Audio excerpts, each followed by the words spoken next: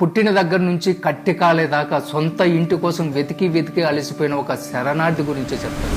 పుట్టినప్పుడు అది నానిల్లు, తాళిపడిన తర్వాత ఆమె మొగుడిల్లు, ముసల్తానం వచ్చిన తర్వాత అది కొడుకిల్లు. మరి ఆమె ఇల్లు ఎక్కడ? మధ్యలో ఎక్కడో ఇరుకుపోయి జీవితాంతం ఇక్కడో కాలు అక్కడో కాలు వేసి అదే ఇంట్లో ఉన్నట్టు బ్రతికి వెళ్ళిపోయే ఆ మనిషి పేరు అమ్మ. అదొక 60 ఏళ్ల సుదీర్ఘ నరకం. అమ్మంటే పుట్టుకతో ముసలిది కాదు కదా. నీకు నాకు పరిచయం కాకముందు ఆవిడ కూడా ఆడపిల్లే. ఆమెకి గలగల నవ్వాలని ఉంటది, రంగురంగుల బట్టలు వేసుకోవాలని ఉంటది, ఆమెకి ఒక ఆశయం కూడా ఉంటది. కానీ పెళ్లి అని ముడిపడిన తర్వాత ఆ అమ్మాయి చచ్చిపోతుంది. ఆ శవం మీద ఒక భార్య పుడుతుంది. ఆమె ఇంటి పేరు పోతుంది, గోత్రము మారిపోతుంది. చివరికి ఐడెంటిటీ కూడా భర్త పాదాల దగ్గర తాకట్టు పెడుతుంది. అప్పటిదాకా నా ఇష్టం అనుకున్న ఆడపిల్ల అప్పటి నుంచి ఆయన గారి ఇష్టం, అత్తగారి ఇష్టం అని బ్రతకడం మొదలు పెడుతుంది. భర్త కోపంతో విసుగులాని మాటలు, అత్తమామల సూటిపోటు మాటలు నిలువున కోస్తున్నా కూడా పల్లెత్తి మాట అనకుండా నవ్వుతూ విసాన్ని మింగే శివుడాను. జీతం అడగని పని మనిషి, సెలవు అడగని కూలి, పడక గదిలో భర్తకి అలసట తీర్చే ఒక బానిస. ఆ తర్వాత మనం పుట్టాం. ఆ రోజే ఆమె తన శరీరాన్ని మన పేరు మీద రాసిచ్చేసింది. నువ్వు కడుపులో పడగానే ఆవిడికి ఆకలి వేసినా కూడా తినలేదు, అనారోగ్యం వచ్చినా కూడా మందు వేసుకోలేదు.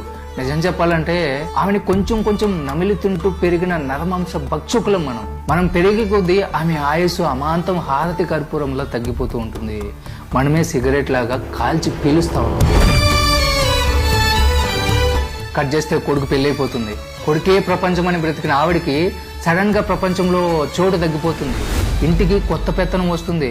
ఎవరి కోసమైతే ఆమె తన యవ్వనాన్ని ఆరోగ్యాన్ని దారబోసిందో వాళ్ళే ఇప్పుడు నీకేం తెలియదమ్మా, నువ్వు కాస్త ఆగు అని నోరు మోయిస్తారు.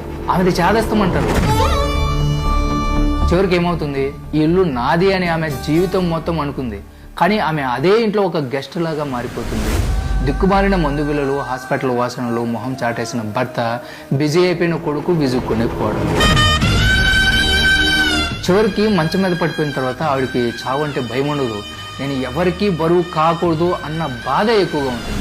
ఏ మంచం మీద అయితే నిన్ను కని పాలిచ్చిందో అదే మంచం మీద ఎండిపోయిన చర్మంతో, మసగబారిన చూపుతో ప్రాణం వదిలేస్తుంది. అది చావు అనుకుంటే పొరపాటు. ఆమె పడ్డ నరకానికి అది శాశ్వత విశ్రాంతి. పుట్టినప్పుడు కూతురుగా, యవ్వనంగా ఉన్నప్పుడు భార్యగా, ముసలితనంలో అమ్మల, ప్రతి దశలో ఎవరో ఒకరి కోసం తనని తాను చంపుకుని బ్రతికిన ఆమె నిజంగా ఆమెలాగా ఇప్పుడు బ్రతికింది.